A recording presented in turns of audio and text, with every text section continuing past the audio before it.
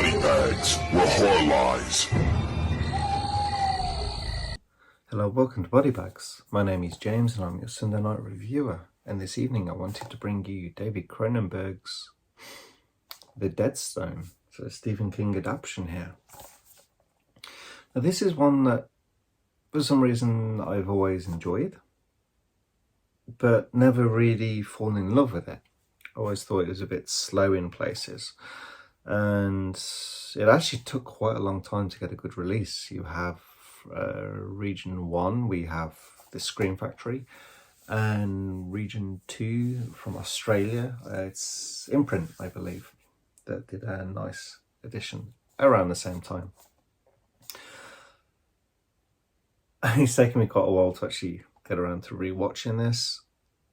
This is the watch I kind of fell in love with this movie. I mean, it's much more linear, straightforward for, well, not that Cronenberg jumps around or anything like that, but you know, his context, subcontext, all these different things. There's quite a lot going on with Cronenberg's movies, and this is a lot more simple. Don't get me wrong, it's not like a simplistic movie. There's still like deep thought into this one. But yeah, it's much more of a I'll say straightforward movie for Cronenberg. You're looking at well, let me talk about. So first we have Johnny. He's our main guy, Christopher Walken, and he is in a relationship with Brooke Adams at the start of the movie. He actually has a bad car crash and he wakes up from a coma. And it's a coma that he's been in there. He's been in it for 5 years. So obviously life has changed. Brooke Adams, she remarried. She has a partner, a child and stuff like that. And Christopher Walken has this ability now. When he touches someone, when he holds their hand, he can see kind of the future, something that's linked to them, something that's a bad occurrence. Yeah, so we first see this when he touches the hand of a nurse that's kind of like treating him, helping him at this hospital. And it's like her daughter, it's in the home, and like house is on fire and stuff like that. And then we get another instance with the doctor. I can't remember the doctor's name, but he's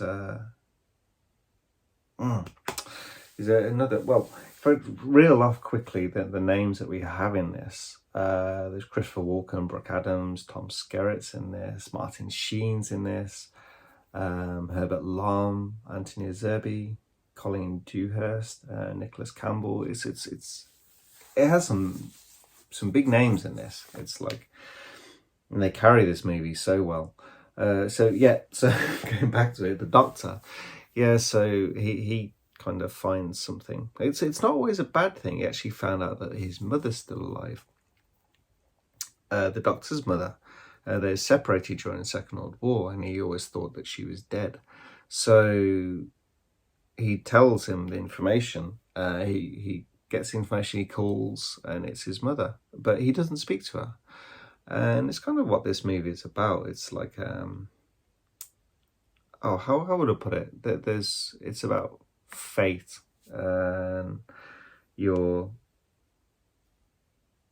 destiny. Like if you change, like it's because like how the doctor put it is like it's fate that he didn't know that his mother was kind of still alive, so that was his destiny, and he didn't want to change that because he was like, that would be altering what his destiny was, kind of, which was quite an interesting thought, because this movie is kind of broken down into segments and it kind of jumps to different periods, all within a fairly short amount of time. I don't think there's anything it's in the space of a few months, but it's kind of a really interesting put, because there's different occurrences, what's happening. So he's like living with his parents. His mom has a heart attack, I think, and passes away and stuff, because people are hearing that he's a psychic, kind of thing. Actually, there's one, Tom Skerritt is the sheriff, and yeah, there's been these murders, and to not give too much away, he actually helps solve this. There's quite an interesting twist in that one, and it's kind of too much for him to kind of bear this crux, this kind of this power, so he kind of moves away.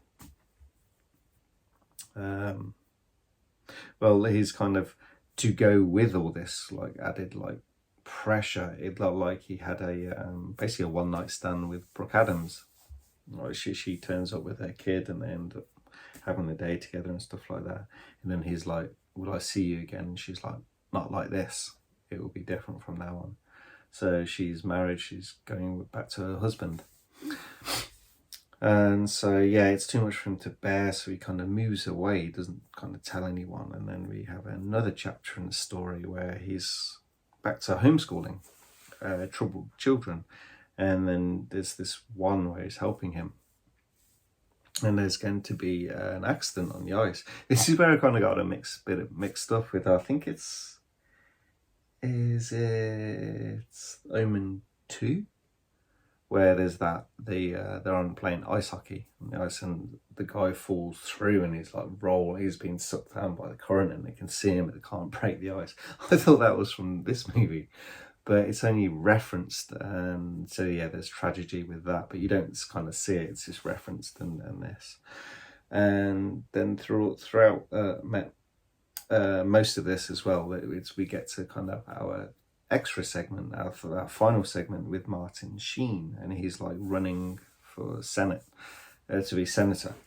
He wants to be president, and yeah, he kind of gets to hold his hand, and then it's like he sees that there's going to be like nuclear disaster sort of thing, and then it's kind of goes back to the idea of the fate and destiny, and about his Johnny's responsibility. He's actually talking to the doctor. He's like, if you saw Hitler pre everything that happened, what would you do?